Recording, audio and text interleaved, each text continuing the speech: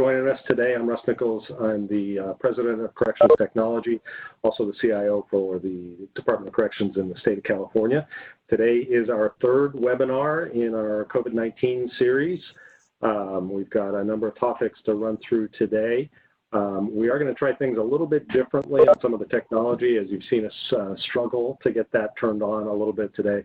We're going to try to take a couple of polls and pull some feedback from the group as we go through some of the conversation today. So without further ado, let's jump in. This is all made possible because of the CTA Board of Directors and their support. So I want to thank everybody who has jumped in and lent a hand in getting this stood up, and especially a couple of the voices that you're hearing on the phone, Emily and Zach in Virginia.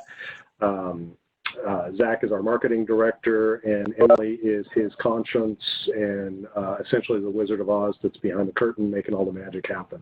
So thank both of you for all of the work that you put into this to pull it together. And I apologize, you've got somebody of my level of competence on the other end trying to make it work. So bear with me a little bit. All right, today we're going to run through a number of things. We're going to talk about temperature checking. This is a question that came up at the end of our last webinar. What are people doing? How's it working? What technology is in use? So we'll talk through that a little bit. Our president-elect, Jerry, is going to speak to us about mobile video solutions used in community corrections, specifically parole and probation officers and what we're doing there. We'll talk about video hearings. Here in California, we've got a lot of our parole hearings that are going on based on video. We've got some lessons learned that I'll show there.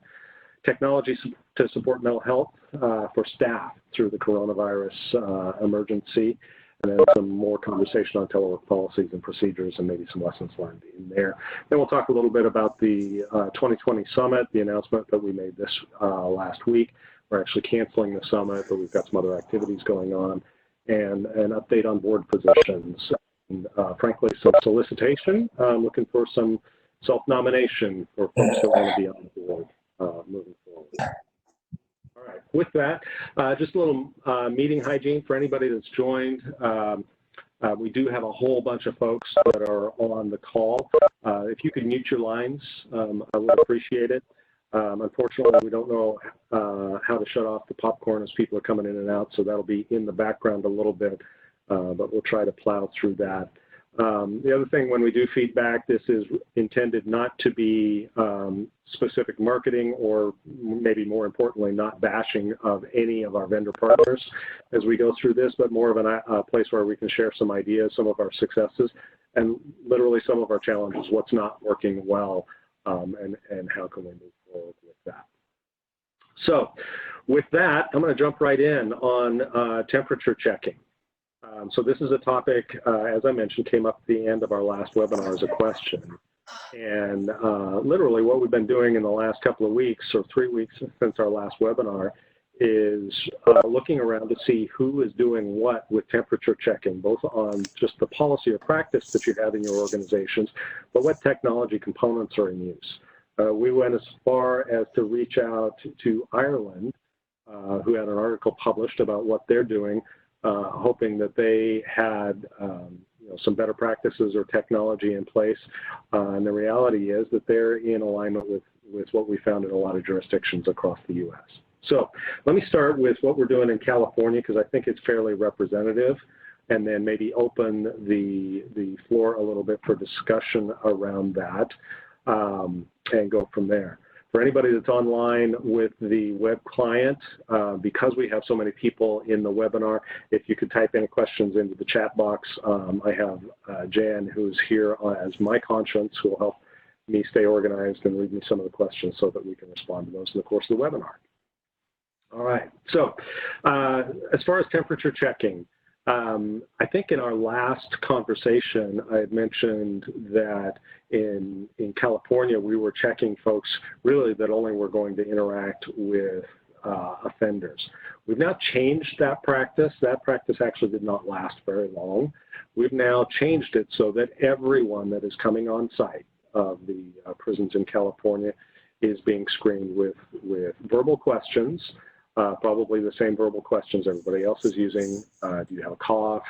Do you have a temperature, things along those lines. And then we also do a temperature check. Is anyone running a fever?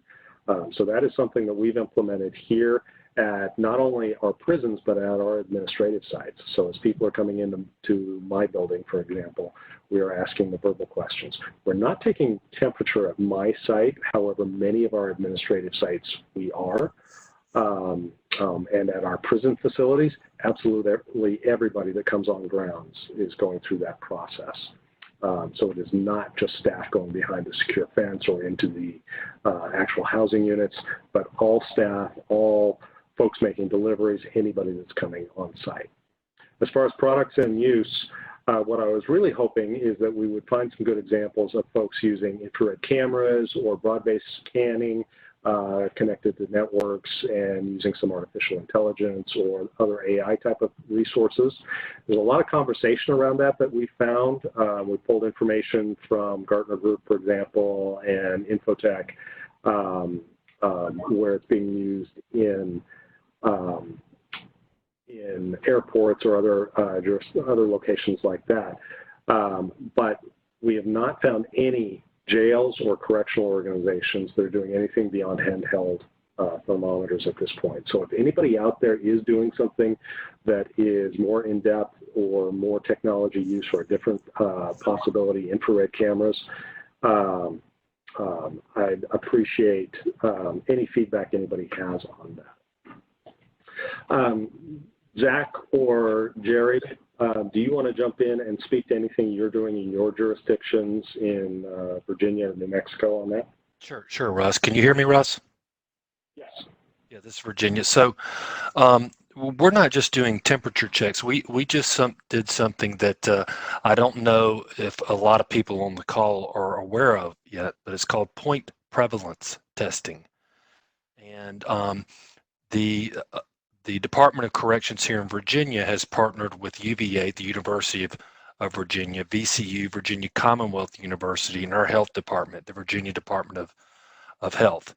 And what we've done is we've gone to our complex, or one of our facilities called Deerfield. Deerfield is essentially where it's more of our geriatric, it's more or less kind of our, for lack of better words, more of our nursing home. It's people with pre-existing conditions and that sort of thing. And what point prevalence testing does is it tests every single individual at the facility, whether you're symptomatic or asymptomatic. And the reason that we piloted this is because we want to, or the Virginia wants to see if this works there, and then they're going to start modeling that and going around to nursing homes and other vulnerable populations and start doing this testing. We completed that testing on Tuesday. At the time that we started that testing, we had one confirmed person at our Deerfield complex that had COVID-19. By the end of the testing, the results came out Wednesday. We had 57 people that had COVID-19. The vast majority of them, 56 of them, showed no symptoms at all. And what's important about that is now we can go and we can start doing those isolations. We can start monitoring for symptoms, because what we're expecting to happen over the next 7 to 10 days is a lot of these offenders, and staff members, by the way, are going to start exhibiting symptoms. And so now that model seems to have worked, we're going to start isolating and doing those sorts of things, and we plan on rolling this out at other facilities and nursing homes and so on and so forth. So don't be surprised if you start seeing this point prevalence testing in other states. All right, thank you, Zach. Jerry, did you have something you wanted to add there as well?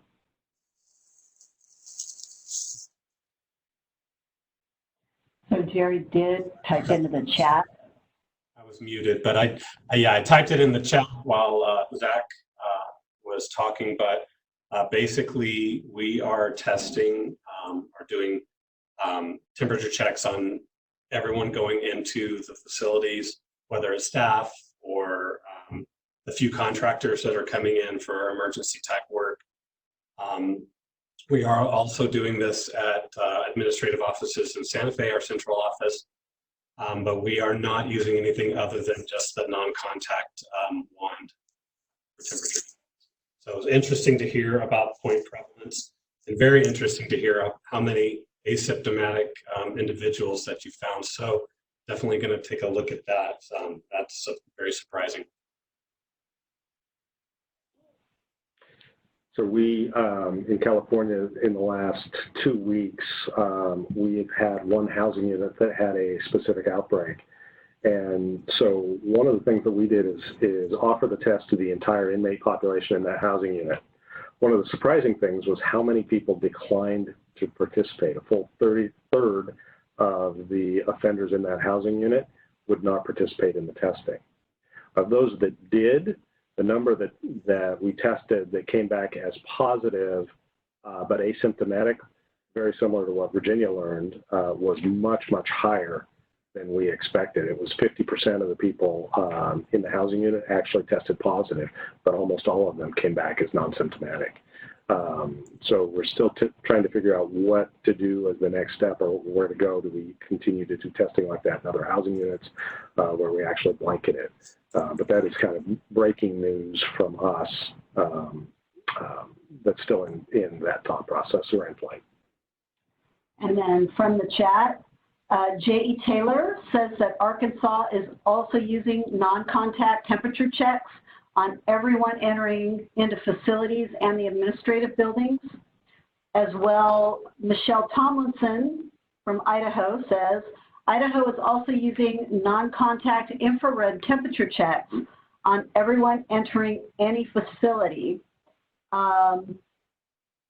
Robin W. is saying Arkansas is seeing similar patterns of asymptomatic inmates. And Joe Sharvat, I hope I didn't destroy your name there, is asking a question. If you found any were positive, have you quarantined that entire unit?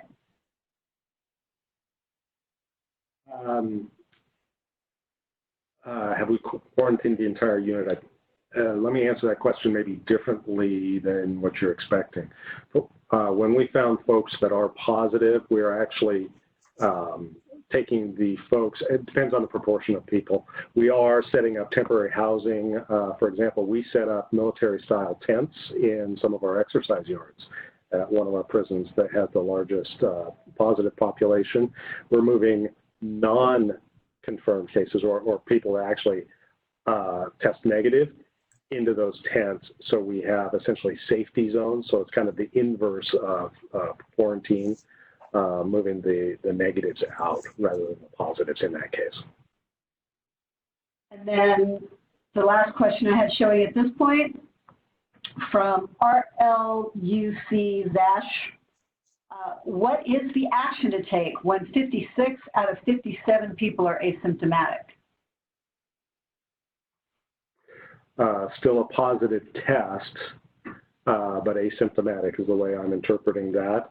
And to Zach's point a minute ago, and granted, I'm not a doctor, don't play one on TV, but in my layman's interpretation, that would mean to me that they are potentially going to start showing symptoms in the next couple of weeks. The activity we're taking is separating the negatives from the positives, ultimately. Yeah, Russ, and I can go ahead and tell you, I think one of the earlier questions was, is somebody in a unit or a pod test positive for COVID-19, whether they're symptomatic or asymptomatic, we do go in quarantine because those asymptomatics can spread that virus to anyone and everyone that they come in contact with. I will say this too, is that if a staff member, for example, in the business office, tests positive for COVID-19, those staff members in the business office go home. In a lot of cases, we have stood up in Virginia rapid response teams, and my deputy CIO is on the call now. I'm in one of those rapid response teams. I'm hoping I don't get deployed because you have to take over the unit, but we deploy these rapid response teams to these facilities to step up and run the facilities while these people are being quarantined. doing something very similar. In fact, and I realize labor organizations and state policy or jurisdiction policy would be different in different areas. If someone responds to any of the verbal questions with a yes, effectively we send them home. We don't let them come on grounds. And in our case, the state pays their salary for that day. If they remain home and they have leave balances, they burn their leave balances until they're cleared to return. However, if they do not have leave balance to burn, sick time to burn, the state actually puts them on what we call administrative time off, or ATO, and we continue to pay the salary. That's the way it works for us, realizing again that that would be a labor agreement local to the jurisdiction. All right, I'm going to transition off of temperature checks. If more questions come in, we can definitely come back to that. Jerry, I'm going to tee you up to speak about the mobile video solutions used in communities or in community corrections. I dropped the word off the title there somehow. Jerry? Sure. Good afternoon, everybody. Jerry Brenniger, CIO at New Mexico Corrections Department and President-elect of CTA. And this is based on some feedback that we got in one of the after webinar surveys. We spent a good deal of time talking about facilities, talking about telework and those topics, but we wanted to spend a little bit of time in today's session talking about what's happening in the community with offenders under community supervision. So I'll just introduce a little bit about what we're doing in New Mexico. I think we're going to have a poll here shortly that will pop up for all the individuals on the call to respond as to whether or not you're doing something in the community as far as mobile video solutions. And then I'm going to turn it over to the gentleman that is sitting to my right, our region manager, Carl Wilkin. So in New Mexico, we have kind of a combination on mobile devices, both iPhone and Android. So after taking a look at a couple of different products, we were looking at Google Duo and a couple of other products, but what we decided to do in just the interest of time was utilize what was available embedded in with those devices. So we are using FaceTime for on the iPhone's iOS and WhatsApp on the Android. So do we have that poll ready to go up? Thank you. I'm Carl Wilkin, like Jerry said, region manager here in New Mexico, probation and parole side. So we've actually been utilizing some of these virtual visits for some time for specific isolated populations that it will be more difficult for us to meet those individuals inside the residences. So we've already started using WhatsApp as well as the FaceTime, and then we were recently introduced to the Google Duo for this purpose as well.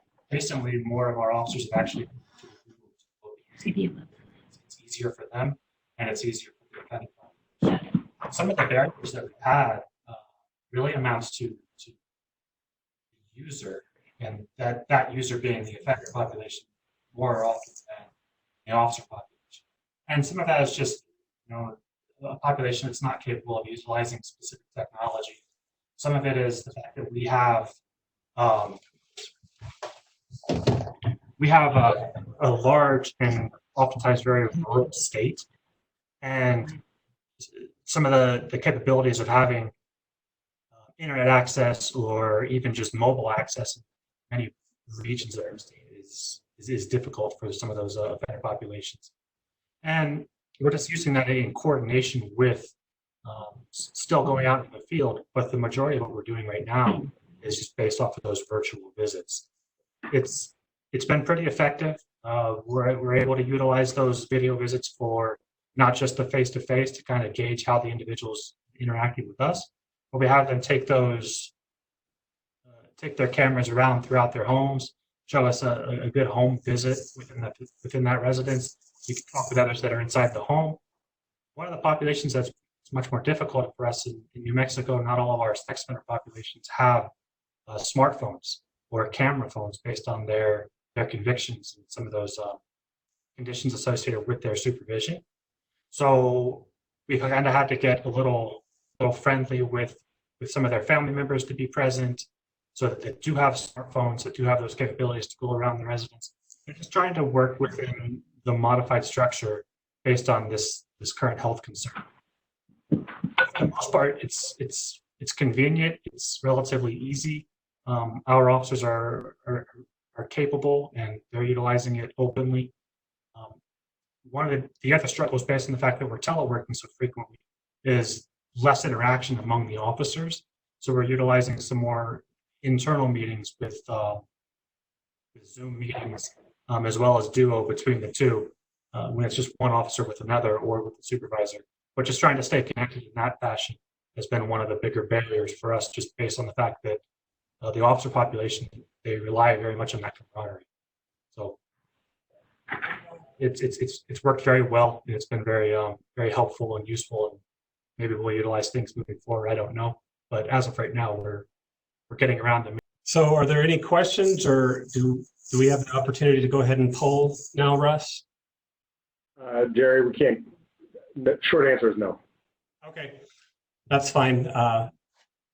Hey, Jerry, at the end of this, when the PowerPoint's done and we take claim back over the presenter, we can ask all the questions at one time. If everyone wants to kind of hold their answers for this slide, they can hopefully answer it at the end when we can actually list the poll questions, if that's okay.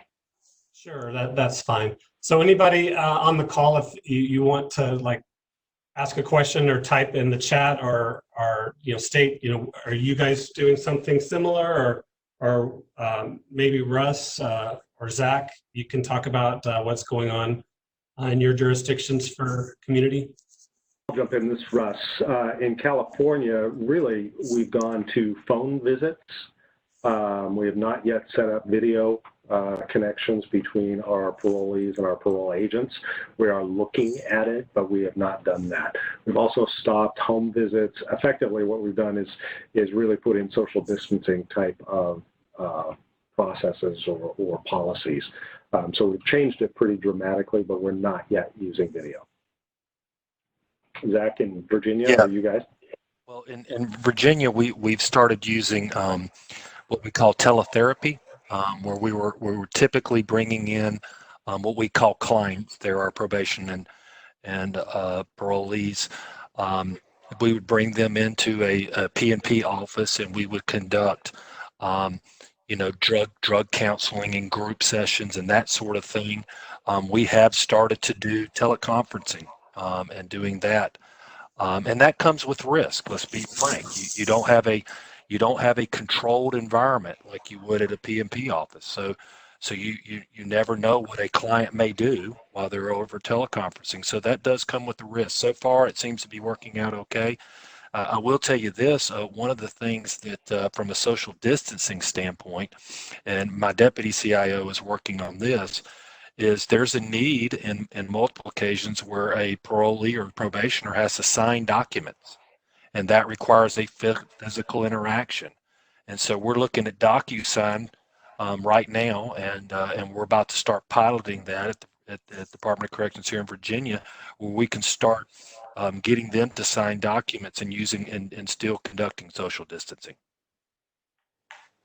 I've got a couple of things in the chat.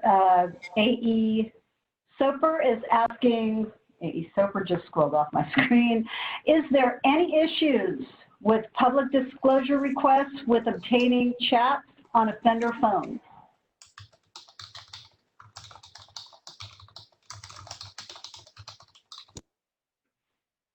Good question.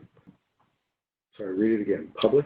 Yeah. Is there any issues with public disclosure requests with obtaining chats on offender phones, like PRAs to get information off of offender phones? Zach or Jerry, maybe you've got the best resource sitting next to you. Can you address that question? Go ahead. Yeah, so currently, the documentation piece hasn't really changed. We still document all of our contacts as if it were a field contact if we're addressing them in the field. It's just our physical presence isn't in the same manner as it would have been in the past. So if they're walking us around their residence, we're noting that as if we were physically there, and then we just document it as such. So we haven't had any requests for disclosures at this point that I'm aware of, and it hasn't been of a concern or an issue to date.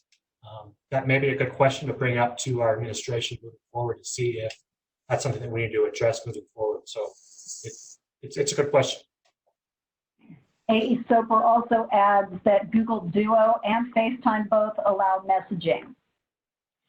Robin W. says, our offices are doing phone office visits for the most part, and for a while they worked remotely where they used our InTouch mobile app to keep up with their caseload and track their contacts.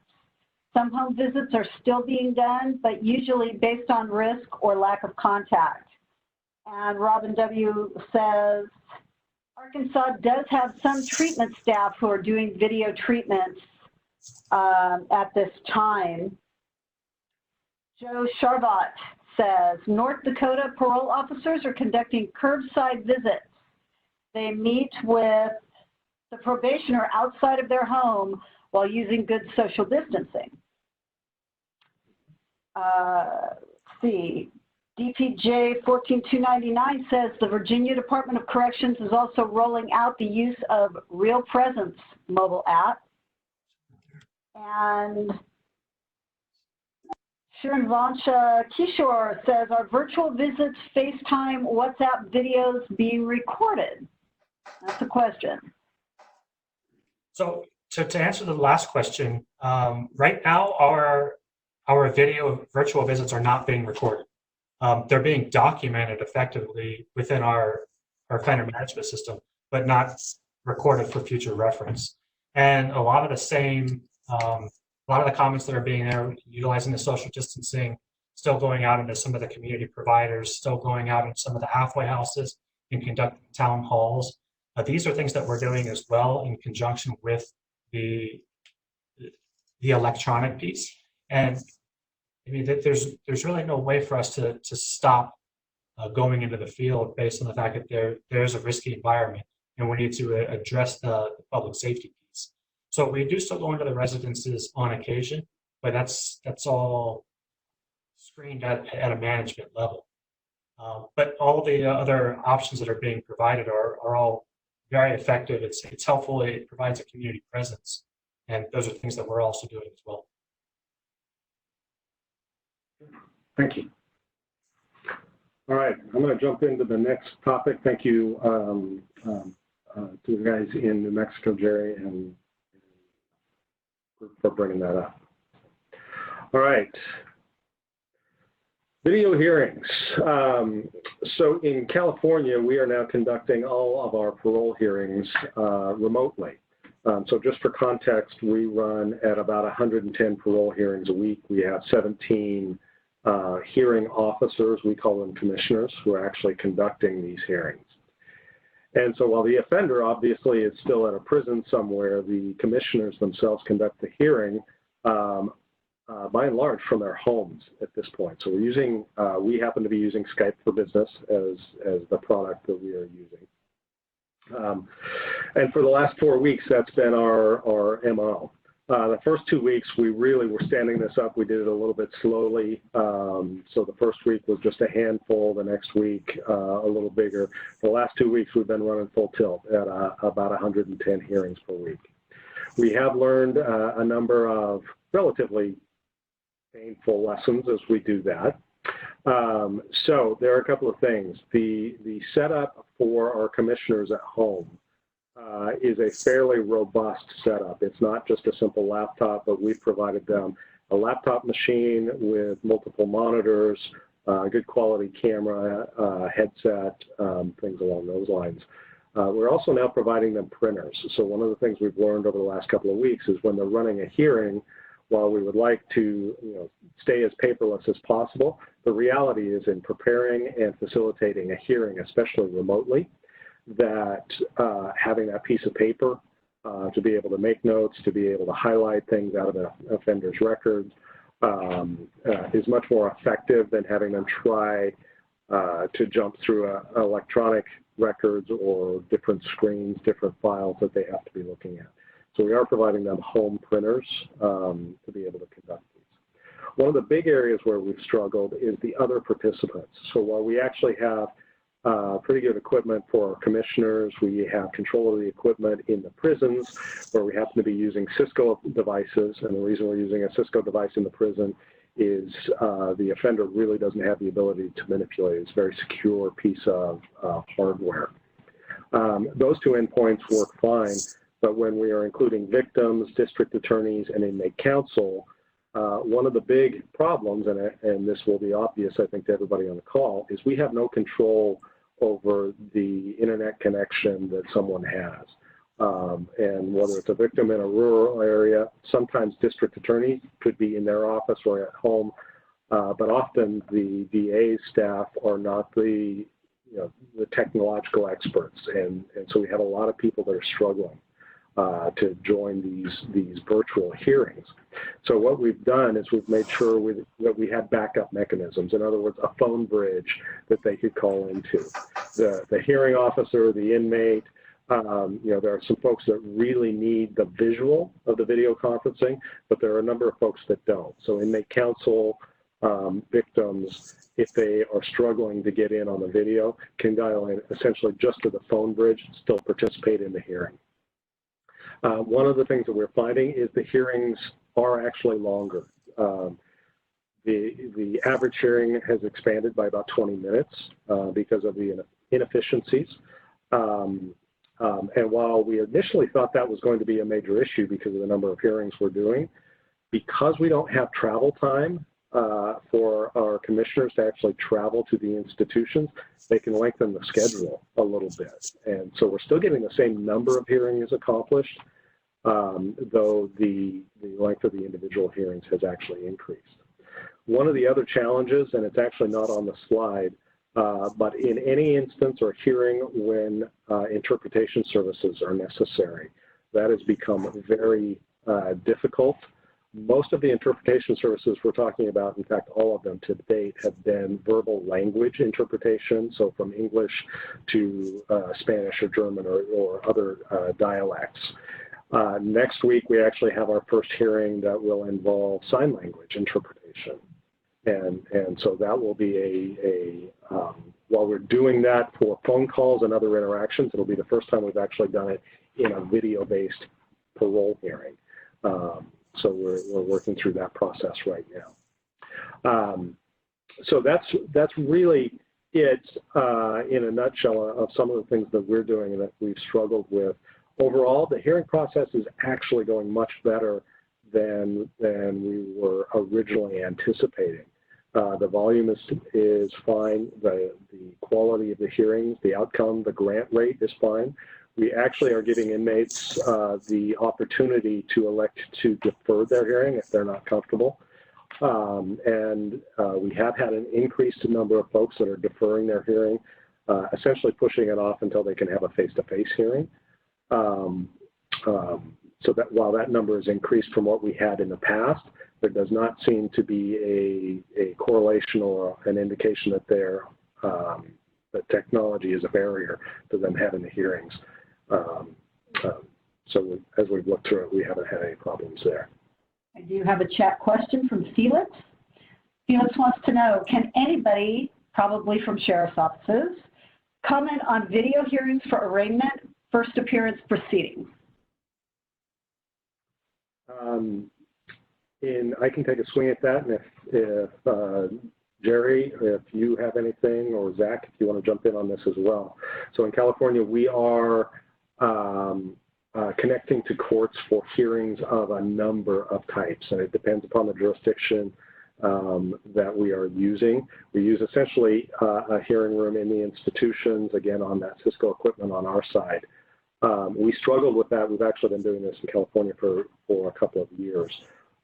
We've struggled because all of the different courts have different types of systems on their end.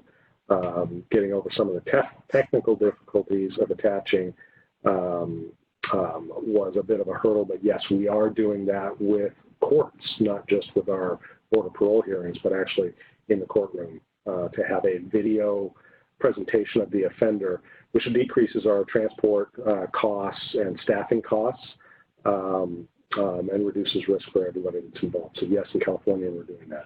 Jerry, are you doing something similar in New Mexico? So yeah, so we are additionally doing court hearings of the various different types. And I would think probably the biggest challenge, and you hit it, Russ, already, is all the different systems that we're having to connect to on the court side. You know, we're connecting Hangout Meets, Polycore, just a couple of them. They're working really well. I do think the setup and the administrative overhead to get there is a little bit higher on the front end, but they're working really well. As far as specifically arraignments, I can't speak specifically, but I'm assuming that we're doing a number of them, both within the facilities and in the community for video court hearings. Zach, from the Virginia perspective, are you doing something similar? Russ, I'm not intimately involved with that. My deputy CIO may be able to answer the question, though. Felicia, are you on? Yes, I am. Hello, everyone, and thank you for that, Zach. One of the things that Virginia Corrections is using extensively across the board for telejustice, telemedical, telepsychiatry, quite a bit, is called Real Presence Desktop, and I believe we discussed that at the last meeting. And what we do as far as the courts are concerned, we use an app or we download and install a software called Real Presence Desktop. On the phones, it's called Real Presence Mobile, which is an app. And what that allows is to have a non-contact visit, which is on our secure network, as well as give us the ability to record that. So that's what we're using it in quite a bit. And recently, last week, we just received a request from one of the jails to have such a visit. Okay. Thanks, Felicia. All right, we did have a question come in on the chat, and it was about this. I mentioned that we're using Cisco equipment. Normally I remember the model number off the top of my head. Right now I'm stumped. So let me look that up when we get off of the call, and I will post that on the web, on the CTA website, where we are posting these webinars and other supporting information. So I will do that later today, or as quickly as I can get our webmaster to help me post that. We do have additional chat comments. Slothlin says, regarding local sheriff's office, we opened up our state Polycom bridge that allows Zoom and life-size cloud to connect from multiple people.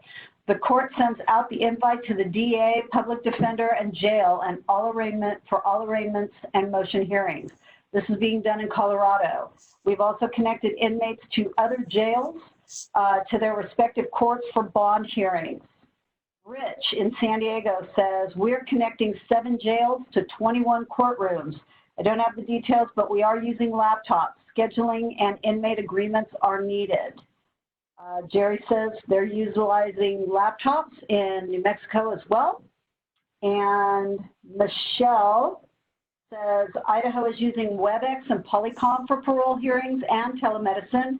We were previously using Skype for business. And the last comment is from Greg Fisher, saying, with regards to the Cisco, the type of equipment is good enough, video phones or something different. The Cisco equipment that we're using, I want to say it's a DX80, but right now that doesn't sound right as I say it out loud, so I'm not 100% sure that's correct. But it's actually a Cisco device that is a monitor and the switch and everything encapsulated into one device. You can plug a remote monitor or remote keyboard and microphone, things like that into it, but we unplug those. So essentially it's a rolling cart with a big monitor that acts as a video conferencing presence in the room. And I can find more specifics. Actually, if you want to shoot me an email, if anybody has specific questions about the configuration, I'd be happy to share that just send it to president@correctionstech.org. All right. Moving on to the next topic then. For all of us that work in law enforcement, everybody knows this is a very stressful job on an average day. Take the events of the last 6 weeks and we've kind of doubled down on the pressure that everyone is feeling. And so one of the things that we've done in California, we stood up processes over the last couple of years with peer support, with the ability for staff to reach out to mental health resources or things along those lines to actually help with that high stress environment that they're in. One of the things that we're doing, and we've now accelerated because of coronavirus, is implement a technology tool that is essentially an application that staff can have access to on their personal devices, does not have to be a state device, and extended that to the family members of staff. It connects them to counselors, to services that are provided in their local communities, so it's geo-based, knowing your location. It'll essentially tell you what's out there, and allows them to do it without any tracking or oversight from the state. And I want to call that out because at least in our jurisdiction, that is a very touchy subject. When people reach out for support services, they don't want that, or we don't want that. No one wants that to be construed as something that would lead to an employment action, an adverse action. We want people reaching out to those resources and finding ways to deal with the stress that they're under. And if people are not doing that because they think their supervisor might learn of that, or it might impact their employment status or their ability to carry a firearm as a peace officer or anything along those lines, we're trying to remove all those barriers. So we're working, there's an application from a company that happens to be based just down the road from where I'm sitting called Cortico. That's the one we happen to be using, but there are others out there. We've had very good feedback on that particular application, standing that up. Essentially, we populate it. It's software as a service, the website that we populate our information into it. It's not a website that we have to manage. Effectively, we give our employee wellness or our HR staff the ability to post information in there. It's got our policies. It's got our list of counselors, our list of mental health resources, things along those lines. We have had discussions in California about extending that. This particular application is made for first responders, so law enforcement, firefighters, things along those lines. But now we're talking about implementing something similar even with our employment development department, because they have such a rush of first-time jobless claims that essentially the dispatchers or the operators that are taking those calls are under immense pressure based on the increased volume and the tenor of the conversations that's happening. So we're looking at extending those type of services beyond just what we're doing in corrections into other areas of the state. So just a kind of a thought that folks might want to look at something like that. Mental health is always important to us in law enforcement, and any tools that we can provide. This happens to be one that I know of, but if there are others out there, I'd love to hear suggestions or collect suggestions, and again, we can post those or make those available, or have this as a more in-depth topic in future webinars. You're being asked the name of the app again? The application that we're using, now that I'm saying it out loud, it doesn't sound right again, Cortico. And I will post that reference also on the CTA website. I can throw up their information, or actually through the listserv, maybe it's a better way for me to send that out. Lori Mercer wanted everybody to know that Cisco has some innovative video court technology that enables private privileged conversations between clients and defense lawyers, and sidebars for the judge with the legal counsel from both sides. Does more than that. She says she's not an expert, but she has heard about it.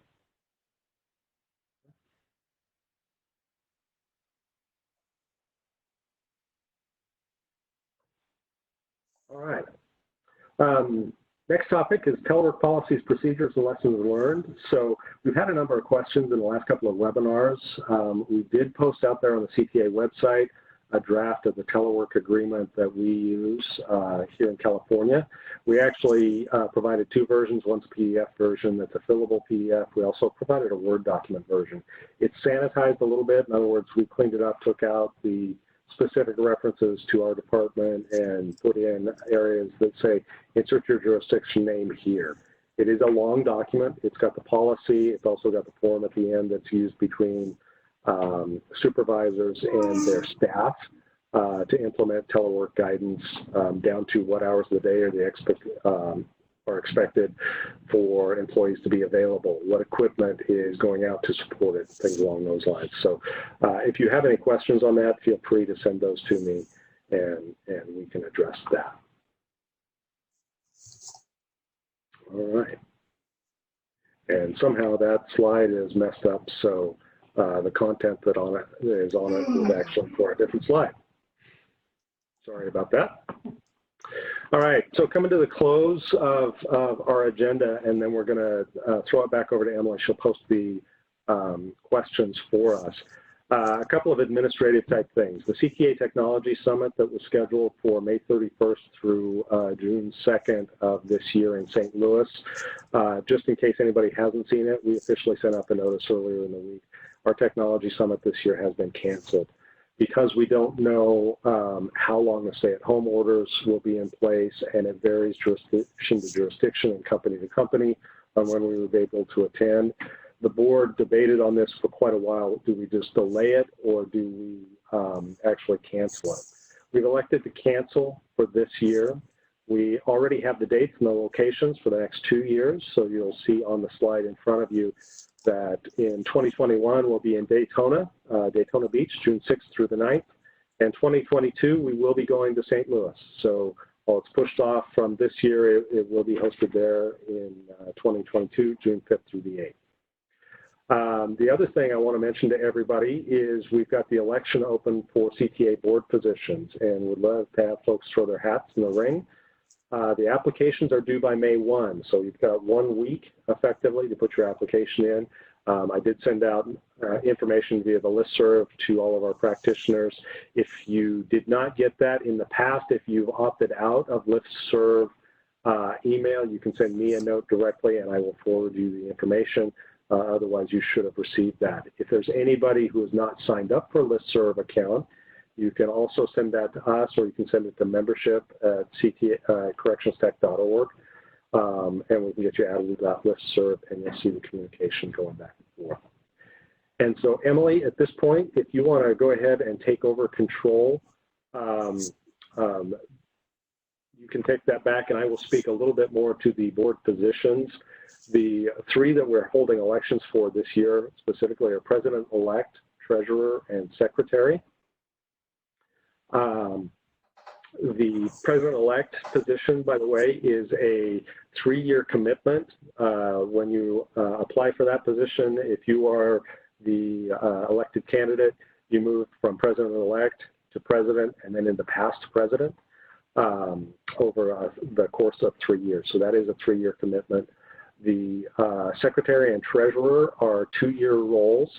For everybody that knows, I think everybody knows John Doherty has been our treasurer for quite a while. What we are planning to do is a second election for treasurer next year. John is running again this year, and what we would like to set up is a transition process. So we'll run an election for treasurer next year, and then get into a 2-year cycle. That will allow that transition. John has been treasurer for a long time, so we'll spend a year documenting the processes and all of the accounting and things along those lines. So again, there's information in the note that I sent out. Secretary is also up for election, again, a 2-year commitment for folks coming into that role. So with that, let me pause there. You should see published the polling items. Please give us some feedback on what you think about the actual value of these sessions. Are these a good thing? Should we keep doing them to talk about coronavirus? The other things that we'll be doing, I want to give a plug to something that Zach helped us pull together.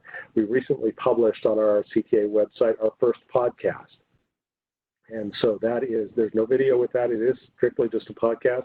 You can download to your phone, access from wherever you are. It's about an hour-long session, and it is related to providing identification, official state identification to offenders as they exit the correctional facilities. And the importance of doing that, the processes we use. We had experts both from California and Virginia in that session, and I think it will provide some very good information and reference points for folks on how to manage that process. We're also looking for other topics, and some of the workshops that we were planning for our summit this summer are actually going to be developed into webinars or potentially some of the podcasts that will be published throughout the year on the CTA website. I have a couple more comments in the chat. Mm-hmm. All right, Nicholas asks, how are agencies mass communicating with offenders about rapid changes, and what, if any, plans are in place to resume in-person business? What first steps? Great questions. Especially that second one is probably a good topic for our next webinar. How are we distributing information inside the prisons? I can take that a little bit from the California perspective.